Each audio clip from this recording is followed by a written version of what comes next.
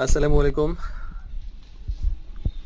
এই গাছটা দেখেন, এটা সম্ভবত আপনারা সবাই চিনেন, ধুন্দুল গাছ এবং সাইড দিয়ে দেখা যাচ্ছে কিছু চিচিঙ্গা।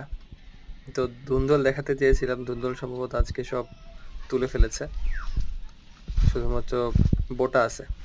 তো এই কথা বলার কারণ হলো ধুন্দুল গাছে আসলে প্রচুর পরিমাণে ধুন্দুল হয়। অনেক সময় মাচারও দরকার পড়ে না।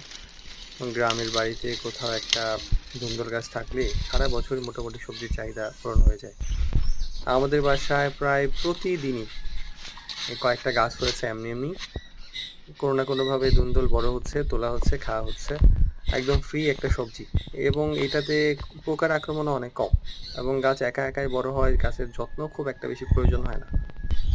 তো যাদের জায়গা আছে বা জায়গা নাই কিন্তু গাছ আছে, গাছের গোড়ায় চাইলেও একটা ধুন্দুল গাছ লাগিয়ে দিতে পারেন। এই যে নারকেল গাছে হয়েছে, এখানে ধুন্দুল হয়েছে, পারতে হবে। আমরা এই উপরে এই জন্য কাঁচি দিয়ে পারবো। সবাই